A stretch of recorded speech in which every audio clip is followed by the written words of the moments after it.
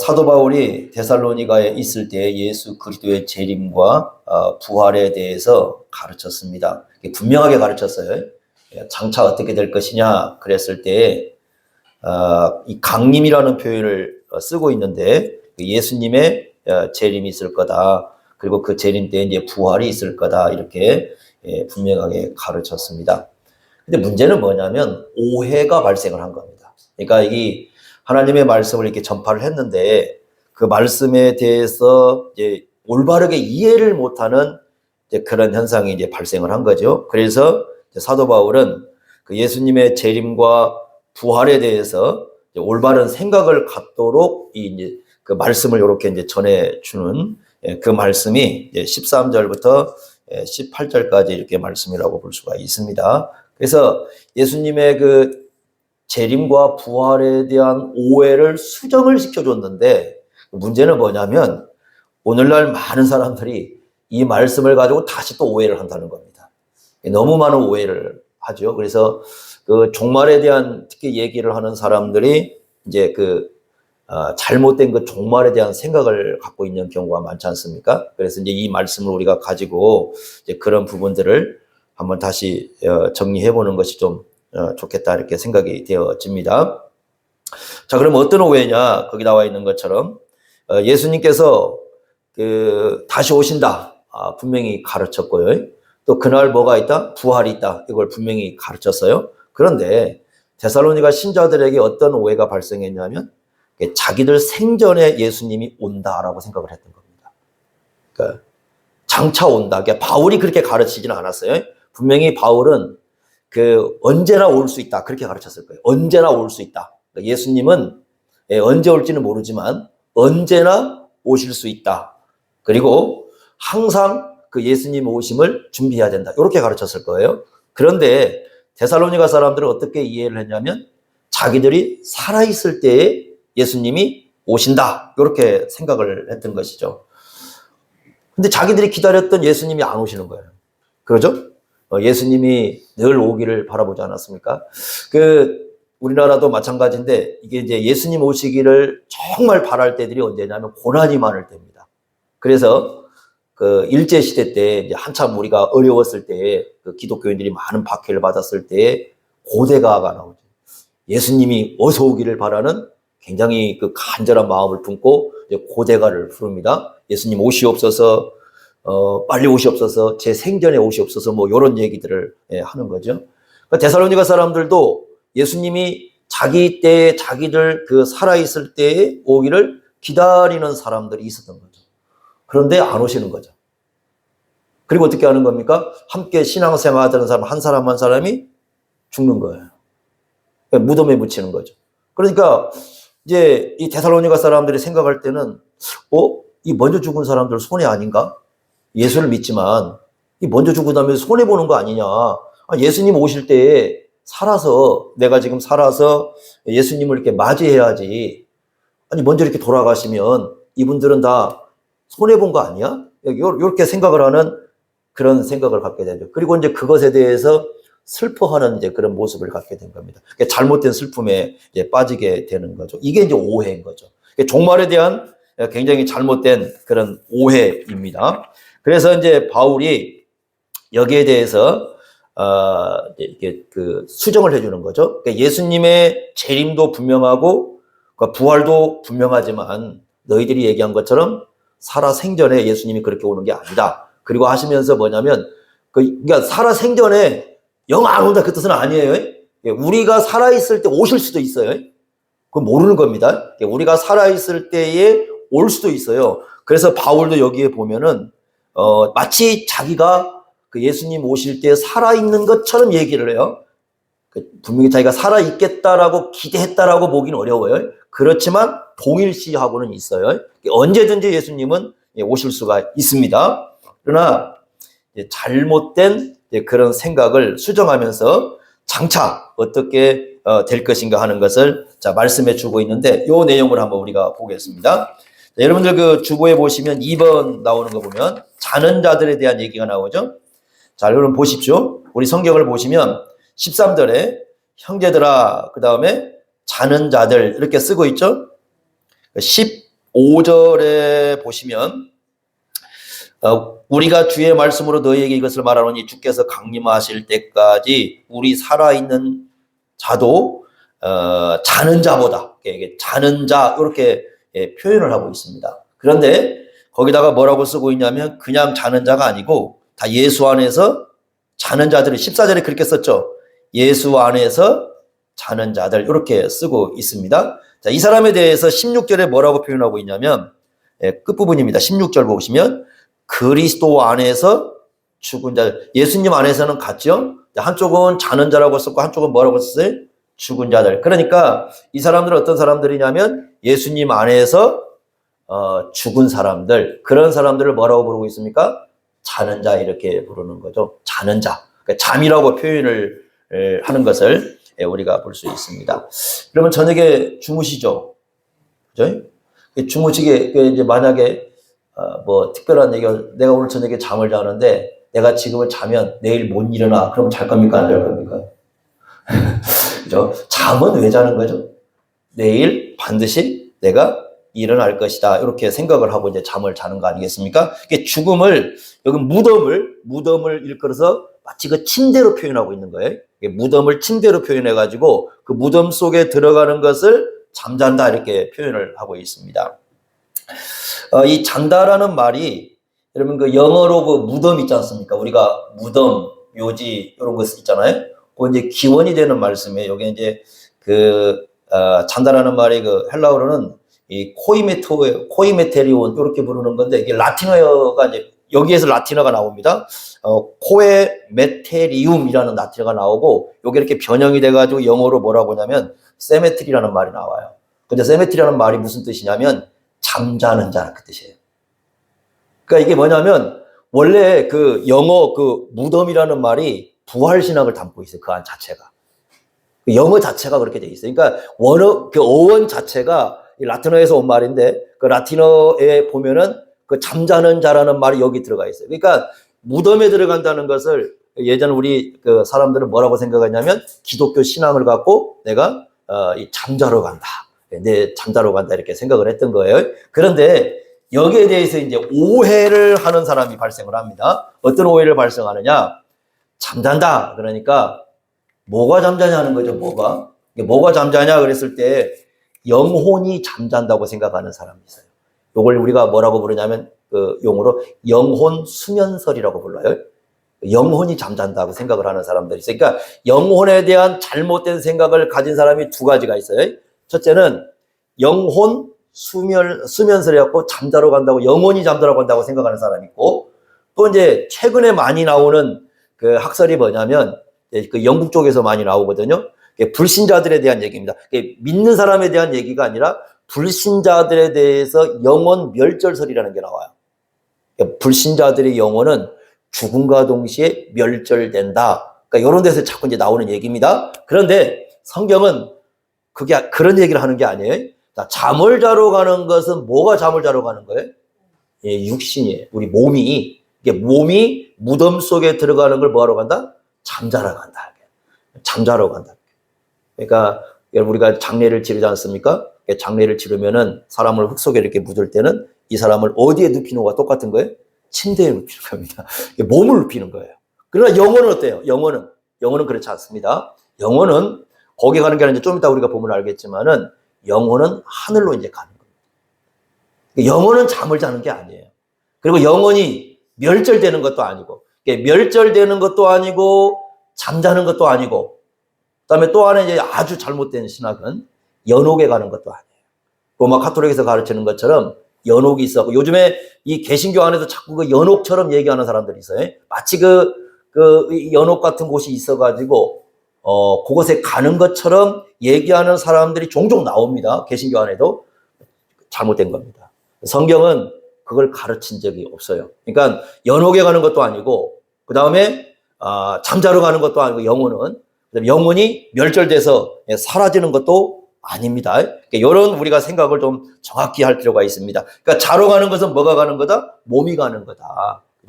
그래서 지금 계속해서 뭐와 관계해서 얘기를 하고 있냐면 부활과 관련해서 지금 얘기를 하고 있기 때문에 우리가 이 생각을 잘 해야 됩니다. 그러면 몸이 언제부터 언제까지 그 흙에 있는 겁니까? 땅 속에 있는 겁니까?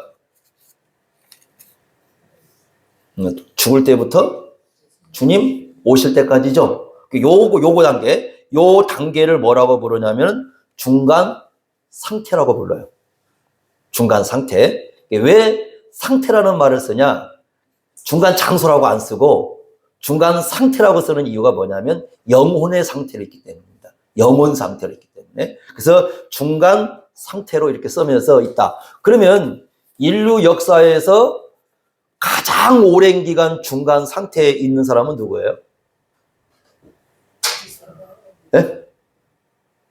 인류 역사에서 가장 오랫동안 중간 상태에 있는 사람. 예, 다 이렇게 아담이라고 하는데 그게 이제 함정이죠. 아벨이죠. 예, 그 아담은 아벨보다 늦게 죽으니까 가장 먼저 죽은 사람이 가장 오래 있는 거잖아요. 그 가장 오래 있는 사람이 누구예요? 예, 아벨입니다. 이제 아벨이 가장 오래 있는 거죠. 그 중간 상태가. 요런 상태가 있는 거죠. 자, 요런 상태에 있고, 나중에 이제 예수님께서 이렇게 있다가 이제 이렇게 재림을 하시는 이제 그런 얘기가 등장을 합니다. 근데 문제는 뭐냐? 거기 13절에 보니까 소망 없는, 요게 소망이 없다라는 말은 뭐냐면, 일상, 이렇게 일반 그 안 믿는 사람들도 다 자기들이 소망이 있다고 얘기를 해요. 그 소망을 얘기하는 게 아닙니다. 이 소망은 누가 주신 소망이에요? 하나님이 주신 소망입니다. 그러니까 소망 없는 다른 이와 같이 뭐 하지 말아라? 슬퍼하지 말아라. 이 말씀도 오해하시면 안 됩니다. 그러니까 예수 믿는 사람들은 그 장례식장에 가서 슬퍼하면 안 되는구나 이렇게 생각하시면 안 됩니다. 그 존 스토트라고 유명한 그 목사님이 그런 얘기를 합니다. 사랑하는 사람들이 죽었는데 그 사랑하는 사람들 앞에 가서 슬퍼하지 않는 것은 비인간적인 거다.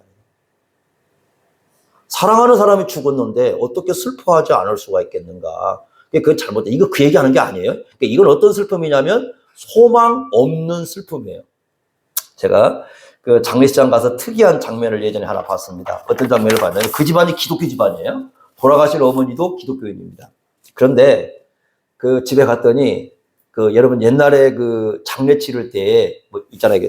그 상복 입고 머리에 띠 두르고 지팡이 짚고 이렇게 가가지고 사람이 가면 뭐 이런 거 있잖아요. 가니까 장례식장에서 그걸 하고 있어요. 그러니까 이 상복을 입고 머리에 띠를 두르고 지팡이를 짚고 딱 자녀들이 다 서가지고 예수 믿는 사람들인데 그래서 아니 그분이 근데 그거 하시는 분이 그 신학교를 나왔어요. 저하고 신학을 같이 공부했던 분이거든요. 신학을 공부하시고 이분은 이제 목회자는 안 하시고 그냥 교회 집사로 계시면서 활동하신 분인데 아니 왜 저러나? 하고 이제 나중에 밥 먹으면서 물어봤어요. 아니 왜 그러고 있어요? 그랬더니 어머니의 유언입니다. 가만히 생각해 보니까 어머니가 돌아가실 때 안 울 것 같으니까 요즘 그런다잖아요. 집에서 키운 개가 죽으면 울어도 사람이 죽으면 안 운다잖아요. 그죠? 그러니까 이제 아마 어머니가 유언을 한 것 같아요. 내가 죽고 되려면 머리에 띠를 두르고 지팡이를 짚고 우는 흉내를 내거라 아마 그랬던 것 같아요. 가니까 장례식장에 다 그러고 있는 겁니다. 그래서 거기에서 특이한 장면이었어요 그때. 근데 요즘에 보면은 특히 이제 예수 믿는 집안에 가면은 너무 조용합니다. 그러니까 이제 장례식장에 가면은 몇 군데 이렇게 특이한 장면들은 있어요. 저번에 이제 얼마 전에 갔을 때는 돌아가셨는데 성경 필사, 그러니까 이분이 살았을 때 성경 필사한 것을 전부 전시를 해놨어요. 그 돌아가실 때 장례식장에다가. 또 이제 제가 이거 특이한 장면입니다. 이것도 특이한 장면인데 한 가지 이제 느끼는 거 뭐냐면 예수 믿는 사람들의 그 장례식장에 눈물이 별로 없어 보여요. 아마 다 너무 천국에 대한 그 확실한 소망이 있어서 그런지는 모르겠지만, 그래 또 한편은 그런 생각이 듭니다. 사랑이 없었나? 예수 믿는 사람들, 이렇게 같이 함께 살았던 사람들, 함께 이렇게 했던 사람들이 세상을 떠났을 때 슬퍼하는 거, 그거 당연한 거 아닐까? 여러분들, 이 슬픔이라는 것을 죄악시하면 안 됩니다. 왜냐하면 예수님도 우셨거든요. 여러분들에게 눈물을 하나님께서 주신 것은 왜 주셨어요? 울으라고 준 거잖아요. 그러죠? 근데 뭐 할 때 우냐면, 연속극 볼 때 슬플 때는 우는데, 그죠? 그때 눈물 다 빼죠? 그러니까 진짜 울 때 눈물이 안 나와요. 근데 남자들이 연속극 보고 울 때는 갱년기랍니다. 그게 갱년기고요. 평소에 30, 40대 그 울지 않던 사람도 갱년기가 오면 낙엽 보고 온답니다, 남자들이. 뭐 그런답니다. 어쨌든 그런 때가 온답니다. 눈물은 흘리라고 있는 건데, 예수님이 물론 나사로의 무덤에 앞에 가셔서 우셨어요. 그 눈물에 대해서 뭐 여러 가지 해석이 있지만, 그 요한복음 11장에 보면 사랑하는 사람이라고 얘기하기 때문에 그 마음이 없다고는 말을 못하는 겁니다. 그러니까 사랑하는 사람의 무덤가에 가서 우신 거죠. 근데 이 눈물을, 슬픔을 죄악시하면 안 됩니다. 그러니까 울 수 있는 거예요. 자연스러운 거예요. 그러니까 존 스토터 말대로 사랑하는 사람들 무덤에서 슬픔을 갖지 않는 건 좀 비인간적이에요. 너무 그렇게 보일 수도 있어요.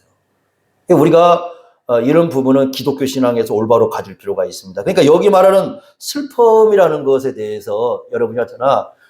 이거 슬퍼하지 말라라. 그런 뜻이 아니고, 그런 뜻이 아니에요. 그러니까 이 얘기는 소망 없는 슬픔. 그러니까 우리는 분명히 어떤 소망은 있어요? 예수님이 다시 오실 거라는 소망. 그리고 우리는 그때 뭐 할 거라는, 부활할 거라는 소망을 분명히 가진 상태에서 뭐 하는 거예요?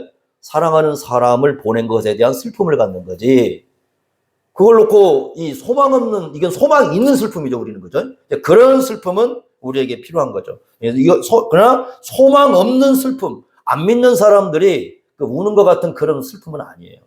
그런 슬픔을 갖지는 말라. 이렇게 말씀을 합니다. 자, 그러면서 이제 예수님의 재림 때 어떤 일이 일어나는가 한번 우리가 보도록 하겠는데, 자, 여러분들 그 주보를 보시면 첫 번째 그 14절에 자, 하나님이 그와 함께 데리고 오십니다. 14절 한번 보세요. 이렇게 말씀했어요. 우리가 예수께서 죽으셨다가 다시 살아나심을 믿을 때, 이게 이제 믿음이죠. 예수를 믿는다면 분명히 이걸 믿죠. 부활에 대한 신앙입니다. 예수님이 죽으셨다가 다시 살아났다. 여러분 로마서 10장 9절 기억할 거예요. 로마서 10장 9절에 보면은 예수님을 주로 시인하고 예수님이 죽으셨다가 다시 살아나는 걸 믿을 때 뭐가 있어요? 구원이 있어요. 그러니까 이건 구원받은 믿음이에요. 분명히. 그걸 믿을진데 이와 같이 예수 안에서 자는 자들도 하나님이 그와 함께 데리고 오시리라. 이렇게 말씀을 했어요. 어디서부터 옵니까? 16절 보세요. 주께서 어디로부터 오시냐면 호령과 천사장의 소리와 하나님의 나팔 소리로 친히 어디로부터 오셔요? 하늘에서부터 오셔요. 자, 잘 보십시오. 14절에 하나님이 그와 함께 데리고 오죠. 그는 누구냐면 예수님이시죠. 예수님과 함께 누가 온다는 거예요? 예수 안에서 자는 자들. 그러죠? 예수 안에서 자는 자들을 데리고 와요. 그러면 누가 오는 거예요? 몸이 오는 게 아니라 영혼이 오는 겁니다. 영혼이 와요. 자, 그 다음에 16절에 보세요. 예수님이 어디로부터 온다고요? 하늘로부터 오셔요. 자, 그럼 여기서 답이 나오는 거죠. 예수를 믿고 죽은 사람의 영혼은 어디로 갑니까? 하늘로 가는 것 같아요. 그러니까 이제 천국에 간다고 얘기하는데 천국에 간다는 말은 약간 오해를 가져올 수 있어요. 가장 정확한 성경의 용어는 하늘입니다. 왜냐하면 예수님께서 이 땅에도 이미 뭐가 와 있다고 얘기해요? 천국이 와 있다고 얘기하고, 그 다음에 부활 후에 새로운 그 하나님 나라가 이어지거든요. 천국이 이어지거든요. 그게 뭐냐면 새하늘과 새 땅이죠. 그러니까 새하늘과 새 땅은 이건 부활한 사람들이 누리는 그런 세계죠. 그렇기 때문에 천국이라는 말은 잘 안 써요. 거기에 대해서. 그래서 뭐라고 하냐면 중간 상태에 대해서 쓰는 표현이 어디로 간다? 하늘로 간다. 근데 그 하늘로 가는데 그 하늘로 가는 것은 무엇이 간다? 영혼이 가는 거예요. 영혼이 가는 거예요. 그러니까 예수님께서 누굴 데리고 오냐면 영혼을 데리고 옵니다. 자, 요즘에 어떤 사람들이 가끔 나오냐면 이런 사람들이 생겨요. 그 전에 그 어떤 논문을 보니까 아주 기가 막힌 논문을 썼어요. 사람이 죽으면 사람이 딱 죽잖아요. 그러면 이 몸은 흙 속에 들어가서 완전히 사라져 버린답니다. 그리고 죽음과 동시에 하나님이 새로운 몸을 주셔가지고 죽은 영혼과 하나가 되어서 천국으로 인도한다. 이렇게 논문을 썼어요. 이걸 논문으로 쓴 겁니다. 어떤 학자가. 말도 안 되는 소리입니다. 죽음과 동시에 새로운 몸을 주시지 않습니다. 죽음과 동시에 영혼은 어디로 가요? 하늘을 가는 겁니다. 그죠? 자, 하늘에서 다시 올 수 있어요, 없어요? 중간 상태에서 와요, 안 와요? 절대 못 옵니다. 자, 그 다음에 안 믿는 사람들은 어디로 가는 거예요? 모릅니다. 근데 지옥은 분명해요. 그러니까 지옥을 가는데 어떤 상태의 지옥에? 영혼만 가는 상태의 지옥이에요. 영혼만 상태 가는 지옥입니다. 그래서 요걸 뭐라고 부르냐면 아까 얘기했지만 장소라고 얘기하지 않고 상태라고 얘기를 합니다. 어떻게 있는지는 몰라요. 성경이 많이 안 가르쳐 주니까. 그러니까 불신자들이 지옥을 가는 건 분명히 맞는데 그 영혼이 어떤 상태로 있는 건 잘 모르지만 한 가지 이제 분명한 건 뭐냐면 예수님께서 누가복음에 가르쳐도 고통스러운 상태에 있는 건 분명합니다. 자, 그러면 죽은 영혼이 올 수 있어요, 없어요? 누가복음에서 얘기해 준 거 분명하게 올 수 없어요. 자, 그러면 여러분들이 요즘 보고 있는 그 드라마들이 전부 엉터리들이 엄청 많습니다. 죽은 사람들이 찾아오고 환생하고 뭐 엄청난 이 TV 프로그램 같은 거 나오지 않습니까? 이게 우리의 그 생각을 너무 흐트러뜨려 버려요. 죽은 사람은 절대로 올 수가 없습니다. 그러니까 제사도 그래서 잘못된 거예요. 왜냐하면 죽은 사람이 와서 제사밥 안 먹어요. 네? 누가 먹어요, 제사밥? 귀신이 뭐 자기들이 먹지. 제사 드린 사람들이 누가 먹습니까? 아, 제사지사님이 먹지 누가 먹습니까? 뭐 귀신이 와서 먹어요. 그거 귀신 신나라 까먹는 소리고. 안 와요. 자, 죽은 사람이 오지 않아요. 그러니까 아무리 제사를 드려도 죽은 사람이 와서 제사밥 안 먹어요. 그리고 어떤 사람이 나와가지고 그 무당들이 와서 빙의하잖아요. 내가 네 애미다. 있어요, 없어요? 없어요. 죽은 어머니 절대 오지 않아요. 그러니까 이게 전부 엉터리예요.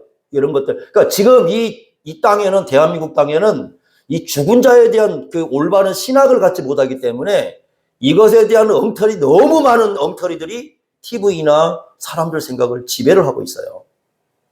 네? 죽은 사람은 절대 올 수 없습니다. 하늘에 가 있거나 언제는 지옥에 가 있거나. 언제 와요? 하늘에 간 영혼들이 예수님 오실 때 와요. 그러니까 예수님 오시기 전에는 절대 올 수 없어요. 분명히 해야 됩니다, 이것을. 그러니까 예수님 오시기 전에는 죽은 사람 오지 않습니다. 빙의를 하는 것은 악한 영이 할 수 있어요. 귀신들은 할 수 있어요. 왜? 그것들은 다 알아요. 안 죽잖아요, 이것들은. 악한 영들은 안 죽잖아요. 이 피조된 천사들이니까 죽지 않고 다 알아요. 그러니까 이 사람들이 얼마든지 할 수 있어요. 뭐 얼마 전에 몇백 년 전에 죽은 사람이 뭐 이렇게 나타난다 할 수 있어요. 왜 괜찮아요? 몇백 년도 안 죽은 존재니까 얘들은 알아요, 다 그런 것들. 그러니까 얼마든지 할 수 있어요. 근데 거기에 속으면 안 되는 거예요. 진짜 부모가 왔다 그럴 수가 없습니다. 자, 이런 상태다. 그러니까 우리가 죽으면 어디로 가느냐? 모든 예수 믿는 사람 죽으면 죽음 즉시 어디로 가요? 다 하늘로 간다. 이게 분명한 신학을 해야 됩니다. 그리고 하늘로 가서 누굴 만납니까? 거기에 예수님을 만나는 거죠. 예수님과 함께 있다가 하늘로부터 예수님이 오실 때 어떻게 같이 온다. 이 분명한 믿음이 우리 속에 있어야 됩니다. 그래서 이제 그 화란의 벨트캄프라는 그 신학자는 뭐라고 하냐면 이것은 예수님이 오시는 것은 거대한 축제의 시작이다, 이제부터. 그 영혼이 내려오면서부터 놀라운 일들이 이제 발생을 하는 거죠. 자, 이런 말씀을 합니다. 두 번째, 16절 보십시오. 주께서 어떻게 오신다? 호령과 천사장의 소리와 하나님의 나팔 소리가. 자, 보세요. 세 가지가 없는 한은 예수님 재림한 거 아니다. 그러니까 요거 이전에 자기가 예수라고 말하는 것들은 전부 뭐예요? 도둑놈들, 나쁜 놈들이지. 사기꾼들이에요. 절대 이 사건이 이루어지기에는 전에는 예수님 오는 거 없습니다. 자, 호령이라는 말은요, 원래 어디다 쓰는 표현이냐면, 이게 이제 군대에서 상관이 이렇게 부하들에게 명령 내릴 때 쓰는 표현. 또 이제 사냥꾼들이 막 개 있잖아요. 개, 사냥개한테 야, 물어! 막 이렇게 하잖아요. 저거 잡아! 막 이렇게 명령 내릴 때 쓰는 표현이 요 표현이에요. 마치 그 뭐와 같은 거라고 볼 수 있냐면, 예수님께서 그 나사로의 무덤가에 가지 않습니까? 무덤가에 딱 가서 무덤을 향해서 소리치시죠. 뭐라고 칩니까? 나사로야! 나오라! 그 나사로가 어떻게 합니까? 소리치니까 코로나 오잖아요. 네? 아마도 요 호령은 그것일 수 있어요. 그러니까 뭐냐면, 이 몸들이 다 자고 있지 않습니까? 자고 있는 몸을 향해서 일어나라고 잠을 그잖아요. 집에서 마치 뭐가 똑같은 거냐면, 애들이 아침에 학교 가기 너무 싫어하잖아요. 부모가 어떻게 합니까? 이 잠자는 애들을 막 깨우잖아요. 그죠? 야, 막 학교 가자. 이렇게 깨우놓으니까는, 야, 침대에서 일어나가지고 알았다고 일어나서 보니까 저 소파 가서 자고 있잖아요. 그죠? 소파에서 자는 애 막 깨워놓으니까 또 저 밑에 어디 가서 또 짬바퀴 자고 있고, 안 일어나려고 하잖아요. 막 부모가 얼마나 애를 타겠습니까? 일어나라! 막 소리 지를 거 아니겠습니까? 마치 그처럼 이 무덤 속에 있는 몸을 향해서 주님께 소리를 치는 거예요. 일어나라고. 부활의 역사를 일으키는 그런 호령. 아마 이제 그것일 가능성이 높아요. 그래서 아마 여러분들이 이제 그 몸이 다 땅속에 있으면 누구야 일어나라 이렇게 나사로야 일어나라 막 이렇게 한 것처럼 주님께서 오실 때 그럴 수 있습니다. 그 다음에 천사장의 소리가 있는데 그때 이제 천사장의 소리와 함께 일어나는 사건을 그 마태복음 24장에 보면 뭐라고 하냐면 천사들이 사방에 있는 사람들을 모은다고 얘기합니다. 예수님이 오시는 자리를 이렇게 사방에 있는 사람들을 쫙 이렇게 모은다고 말씀을 해요. 그래서 여기서 말하는 천사장이 누구일지에 대해서는 잘 몰라요. 왜냐하면 그 어떤 분들은 미가엘이라고 얘기를 합니다만은 그 유대인들은 7명의 천사장이 있다고 얘기를 해요. 뭐 그중에 하나가 이제 가브리엘 뭐 이런 사람, 또 라파엘 뭐 이런 천사들 얘기하는데 실제로 누굴 얘기하는지는 알 수가 없어요. 그런데 천사장에 소리가 있다. 그 다음에 또 하나가 뭡니까? 하나님의 뭐가 있어요? 나팔 소리가 있어요. 이 하나님의 나팔 소리 어떻게 들려올지 모르지만 하늘에서 엄청나게 웅장하게 들려올 겁니다. 이건 고린도전서에 나와요. 고린도전서에도 보면은 하늘로부터 나팔 소리가 엄청나게 올 것이다. 자, 그러면 이 나팔 소리가 어느 정도 소리가 크냐? 이렇게 보시면 됩니다. 전 세계 사람들이 다 들을 수 있는 소리예요. 이게 전 세계적인 사건이니까. 그러죠? 전 세계 사람들이 다 들을 수 있는 사건이에요. 그런 나팔 소리가 나오기 전에는 예수님 재림은 있다 없다? 없다. 그러니까 그 전에 예수님이 재림했다고 얘기하는 모든 존재들은 다 뭐예요? 가짜들입니다. 여러분 들었습니까? 안 들었습니까? 그런 소리? 안 들었죠? 그러니까 예수님 오신 거예요? 안 오신 거예요? 안 오신 거예요. 전주에도 몇 군데 있습니다. 그 심지어는 재림 예수가 1970 몇 년에 이루어졌다고 죽어버렸어요. 재림인데 왜 죽어요? 그런데 지금도 현재 그 교회당 딱 해놨습니다. 거기다가 태극기 이렇게 세워놓고.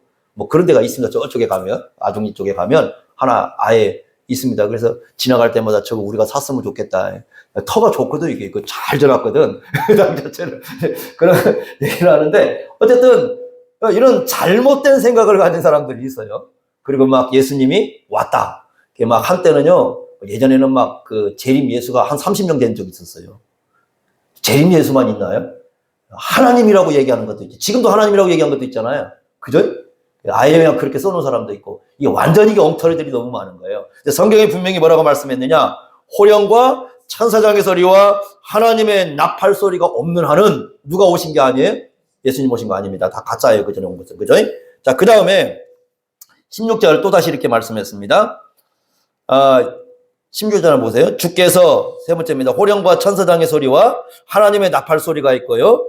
자, 그 다음에 그리스도 안에서 죽은 자들이 먼저 어떻게 날 거다? 일어날 거다. 그러니까 앞에서 자는 자들이 있지 않습니까? 예수 믿고 자는 사람들이 있는데, 자, 이런 거예요. 땅에 살아있는 사람들 있죠. 죽어있는 사람들 있죠. 그럼 누가 먼저 일어날 것이냐? 누가 먼저 예수님을 맞이하게 되느냐? 그러니까 이게 땅에 살아있다고 이 사람이 먼저 맞는 게 아니고, 이 사람은 아직 가만히 있고요. 이미 죽은 사람들이 먼저 일어나야 돼요. 그러니까 죽은 사람이 일어나는 걸 우리가 이제 부활이라고 부르는 거죠. 부활의 역사가 있어야 됩니다. 그러면 이 부활의 역사가 있는다. 죽은 자가 일어난다. 뭐가 일어나는 거예요? 몸이죠. 몸이 일어나는 겁니다. 자, 그러면 아까 14절에 하나님이 예수님과 함께 데리고 온 영혼들이 있을 거 아닙니까? 그럼 어떻게 되는 겁니까? 그 영혼과 땅에 묻혀있는 죽은 자들이 이제는 다시 연합이 일어납니다. 연합이 일어나는 겁니다. 여러분들 하나님께서 어떻게 우리 몸이 흙으로 다 썩었는데 어떻게 다 결합시킬까 염려하지 마세요. 하나님 그 정도 능력은 야곱이 가지고 계십니다. 다 가지고 계십니다. 이제 한때 이것 때문에 그 화장을 해야 되냐 맞아야 되냐 그것 때문에 한때 논쟁이 있었습니다. 화장한 사람들은 어떻게 될까요? 다 태어났는데 몸을 다 태워버렸는데 다시 될까요? 안 될까요? 화장한 몸의 죄도 다 일으킬 수 있어요. 하나님께서는 그 문제 안 되는 겁니다.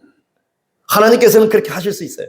그래서 하늘에 있는 영혼하고요, 땅에 있는 몸을 일으켜서 다시 연합을 시킵니다. 이게 이제 그 하나님의 역사입니다. 자, 그 다음에 어떻게 하느냐? 주님 오실 때 이제 살아있는 사람들 있죠. 그 17절 보세요. 17절. 그 후에 살아남은 사람들이 있을 거 아닙니까? 그들과 함께, 여기 그들은 누구예요? 이제 먼저 죽어서 이제 몸이 일어난 사람, 부활한 사람들이죠. 이 부활한 사람들이 어떻게 간다고? 혼자 가는 게 아니라 함께 가. 만나는 건 어떻게 만난다? 함께 만나요. 그래서 구름 속으로 끌어올려 이렇게 되어 있어요. 끌어올려. 이걸 옛날에 어떤 사람들이 뭐라고 부르냐면 이게 휴거설이라고 불렀어요. 휴거라는 말을 저는 별로 안 좋아합니다. 쓰지 말았으면 좋겠다, 이게. 근데 이게 끌어올리라는 말이 원래 이게 두 가지가 합쳐진 말이에요. 하나는 뭐냐면 갑작스럽다라는 말하고 강권이라는 말이 합쳐진 말이에요. 근데 이걸 연상하면 됩니다. 잠자리게 날아다니는 잠자리가요. 오늘 내가 하루를 갖다가 잘 지내보겠다고 막 날고 있는데 갑자기 위에서 새가 어떻게 와가지고 탁 낚아채죠. 예? 탁 이렇게 낚아채갑니다. 그때 나오는 말이. 그러니까 탁 낚아채듯이 우리를 확 어떻게 한다? 갑자기 끌어올리는 겁니다. 그러니까 여러분들 살아있는 사람들은 부활의 역사가 아닙니다.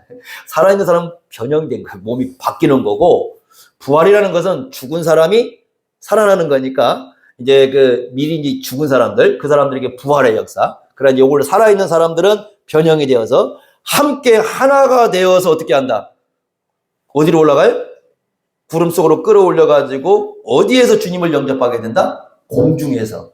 그래서 이제 어떤 사람들은 이걸 공중재림, 공중에서 만난다 이렇게 얘기를 합니다. 자, 여기서 또 하나 오해. 자, 예전에 우리가 한때 다미 선교에 굉장한 열풍이 불었을 때 비밀 공중재림을 얘기했었죠. 근데 이게 말이 안 됩니다. 왜 말이 안 되는가 잘 보세요. 자, 17절하고 16절하고 바꾸면 안 됩니다.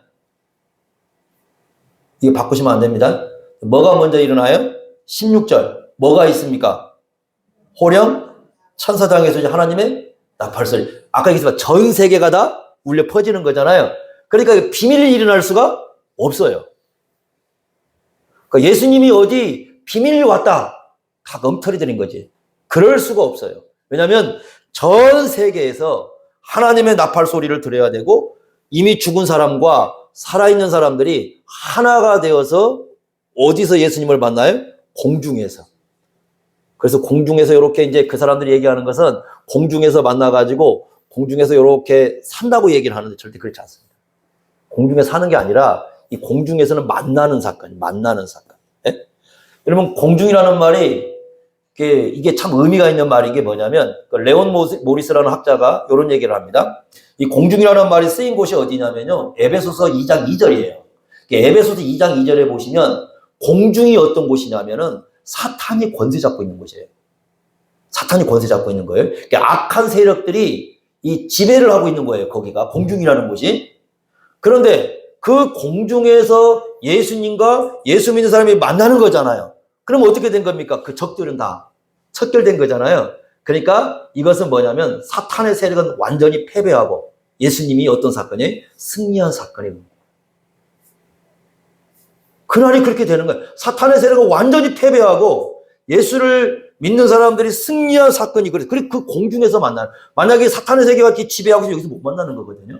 여기서 만난다는 건 뭐냐? 완전한 패배, 사탄의 세계를 이렇게 패배가 되고 예수님의 승리를 알리는. 그래서 이제 예수님이 다시 오시고 부활할 때는 예수 그리스도가 완전히 온 세상에 대해서 승리를 선포하는 그날이 되는 겁니다. 그러고 난 다음에 어떻게 된다? 마지막으로 이제 주와 함께 있으리라 이렇게 말씀하잖아요. 어디서 있는 거예요? 이후에 새하늘과 새 땅입니다. 새하늘과 새 땅. 그러니까 공중에 있는 게 아니고요. 그러니까 공중에서 몇 년 동안 산다는 말도 엉터리예요. 그런 것도 믿으면 안 됩니다. 그러니까 이 사건이 일어나고 면은 공중에 얼마 있을지 모르지만 곧바로 어떤 사건이 일어나요? 새하늘과 새 땅이 임하게 되고 그곳에서 주님과 함께 어떻게 된다? 영원히 함께 있게 될 것이다. 이렇게 말씀을 합니다. 그래서 여러분들이나 우리가 이제 여기를 쭉 정리를 해보면 이렇습니다. 장차 어떻게 될 것이냐? 언제 일어날지는 모릅니다.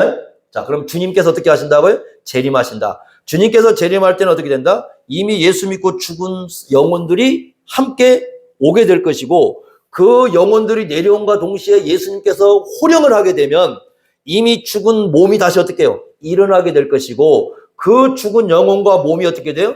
연합이 됩니다. 그리고 이제 그때 당시 살아있는 사람이 있을 거 아니에요? 예수님이 살아있는 사람과 어떻게 하나가 되어서 끌어올려져서 공중에서 예수 그리스도를 만나게 됩니다. 그죠? 그래서 공중에서 만나게 되고 그 이후에 새하늘과 새 땅에서 영원히 예수 그리스도와 함께하는 그런 세계가 이 땅에서 펼쳐질 것이다. 이게 우리에게 보여준 미래예요. 여기에서 예를 들면 이제 다른 얘기들 나오는 것들은 전부 이제 엉터리가 나오기 시작을 하는 겁니다. 그러니까 여기에서 이제 비껴가는 것들은 엉터리들이니까 우리가 이제 그런 것들을 참으로 조심할 필요가 있습니다. 근데 이 말씀을 가지고 이제 엉터리로 그렇게 전하는 사람들이 있어요.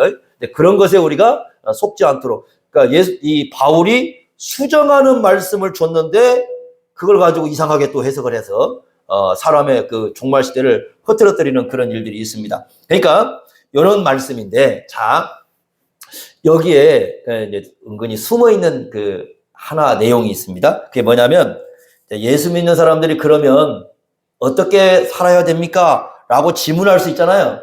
그랬을 때 용어가 하나 담겨 있어요. 여러분 14절을 보시면 이렇게 나옵니다. 안에서, 예수 안에서 이 말이 나오죠. 예수 안에서. 그리고 16절에도 보면은 그리스도 안에서 이렇게 나와요. 그리스도 안에서. 그러니까 그리스도 안에서 자고 그리스도 안에서 죽어요. 그러죠? 요 표현을요, 여러분 잘 보시면 에베소서를 보시면 살아있는 성도들에게 예수 그리스도 안에서라는 말을 엄청 씁니다. 우리가 이걸 뭐라고 연합관계예요. 그러니까 연합관계라는 건 이제 함께 살아가는 걸 의미하는 겁니다. 그 다음에 14절을 보시면 함께라는 말이 등장을 합니다. 그와 함께 온다. 17절에도 함께라는 용어가 등장해요. 함께 구름 속으로 맞이한다. 그리고 17절에 또 함께, 우리가 항상 주와 함께. 자, 용어가 두 개가 등장합니다. 하나는 뭐예요? 안에서이고 또 하나는 함께죠. 그런데 요걸 가만히 이 두 개를 합쳐보면은 우리가 한마디로 이야기한다면 동행이죠. 동행이죠. 그러니까 유님 오실 때까지 우리가 어떻게 해야 돼요? 예수님과 계속 함께 살아가는. 이게 이 안에 숨겨 있는 거예요. 그러니까 그런 사람들이 예수님 오실 때 진짜 반가운 거예요. 그러죠? 예수님과 함께 살지도 않으면서 예수님 오신다. 그게 좀 반갑지 않을 수도 있습니다. 근데 예수님과 함께 살아가는 사람들이 예수님 오실 때 정말 반가운 거예요. 그래서 이 땅에서 이러한 소망을 갖고 살아가는 사람들, 예수님의 재림과 우리의 부활에 대한 소망을 갖고 사는 사람은 어떻게 해야 되느냐. 이 땅에서 예수 그리스도와 늘 동행하고 함께하는 그런 삶의 길을 걸어야 된다라는 암시를 이 안 속에 지금 해놓고 있습니다. 그래서 이 땅에서 우리의 발걸음들, 매일매일 살아가는 발걸음이 날마다 나 홀로 걸어가는 길이 아니라 주님께서 내 곁에 계시고 나는 주님과 함께하고 예수 그리스도와 함께하는 삶을 우리가 가꾸어 나가는 거, 이런 삶을 살아가야 된다고 말씀을 합니다. 자, 이런 소망을 갖고 우리가 주님과 함께하는 삶을 살아갈 수 있기를 바랍니다. 기도하겠습니다. 하나님 아버지, 오늘 말씀을 통해서 우리의 미래, 장차 이루어질 그 재림과 부활의 역사가 어떻게 일어날지, 또 그 날을 바라보는 우리는 어떤 삶을 살아야 될지 오늘 주님 말씀을 통해서 생각해 봅니다. 하나님 아버지, 저희들이 부활과 재림에 대한 분명한 소망을 갖고 이 땅에서 주님과 날마다 동행하는 삶을 살아갈 수 있도록 인도하여 주옵소서. 예수님의 이름으로 기도하옵나이다. 아멘.